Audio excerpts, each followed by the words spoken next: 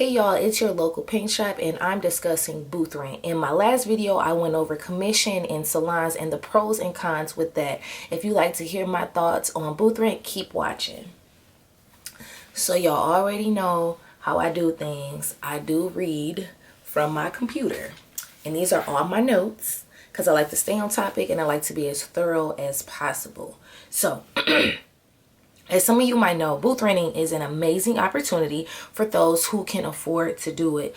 Booth rent is like running your own business. Actually, it is you running your own business. There are a lot of expenses that come with booth renting, and I'm going to try to cover the pros and some cons to booth renting in this video.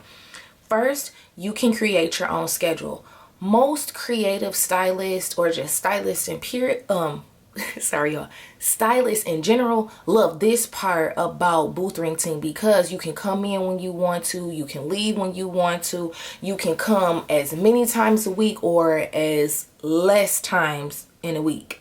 You know, most salon owners don't care when you come in or how often you come in, as long as you pay your booth rent and you're working within business hours.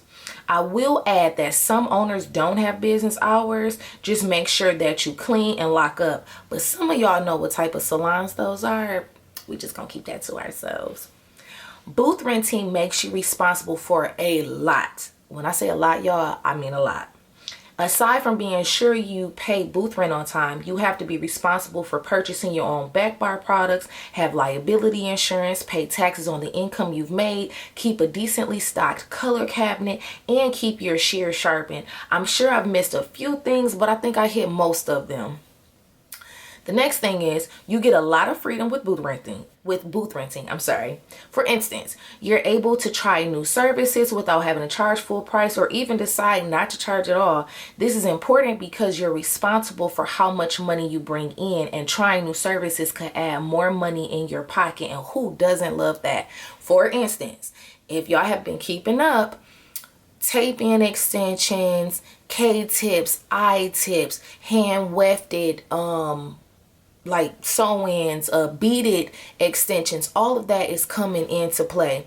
And this can be a high-ticketed service that can bring a lot of money in your pocket, and you don't even have to overbook yourself just to make the same amount of money as you could doing these quick and easy extension services. That's a service that most people will like, oh, I want to try it, but what's the best way for you to try? Because either some people can't afford to pay you the price of the service, or they would only be able to either pay you for the service or pay you for to get the hair, but not both. But as a booth renter, you can be able to say like, shoot, I'll buy the hair, I do it and just practice for free, and you don't have to pay me for anything.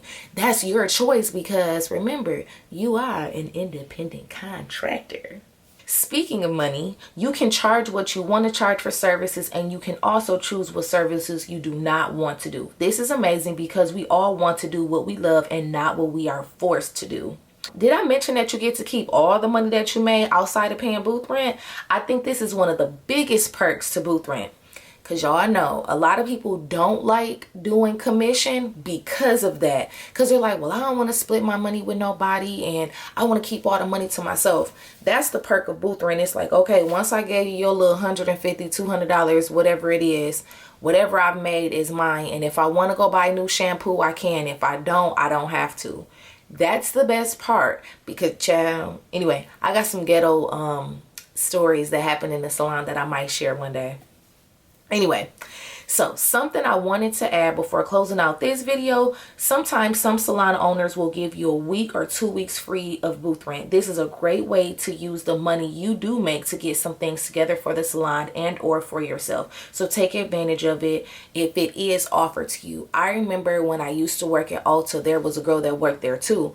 She actually left Ulta and went to work at some salon where she was booth renting, and the owner did give her 2 weeks, and she was like, girl, I'm so happy that they did that because I made so much money in those 2 weeks, but I was able to like buy color and shampoo and some tools that she had wanted to buy. That's a blessing in disguise, and they will never ask you for them like, oh, that thing that I gave you free, you have to pay that. They never do that. If they offer, it's really just to help you and to show you that they care about your artistry and about your business.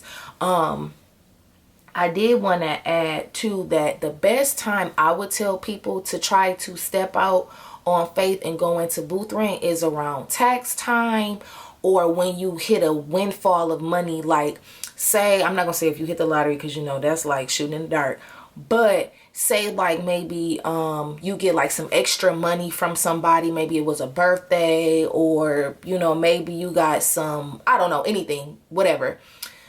That's the best time, because you can be able to buy in bulk without using your own money. Like, using a refund check from taxes is like basically free money that you can use to, like, you know, get what you need, and you can pace yourself. If you are stepping out on booth rent and you just don't know what to buy first, I would tell you to focus on back bar items first, meaning your towels, shampoos, conditioners, conditioning treatments, leave-in, styling products, styling tools. Get that first, and then if you ever get into chemicals as far as like maybe color or perms or relaxers, worry about that later. And you can always, a workaround with that is like, say you got a color coming in, ask somebody like what are they looking for. Like, actually have them come in for a consultation and let them look through a color book or give you pictures or ideas. That way you can do a consultation on the hair, you can quote a price, and you can get an idea for what they're looking for, because then you can, after the consultation, you can go and buy the color that you need. Just make sure that you're pricing accordingly so that you are not running yourself in the dirt. I want to go over pricing in another video, but I'm not sure. If y'all are interested in that, just let me know. Okay, and if there were anything that I left out of this video, just comment it, or if you have any more questions, just comment below, because I really do want to hear from you guys. And I love the fact that you guys did really enjoy my last video talking about commission. I will see you in the next video, which is actually coming very soon. All right, and remember that it's you that makes you beautiful. Bye.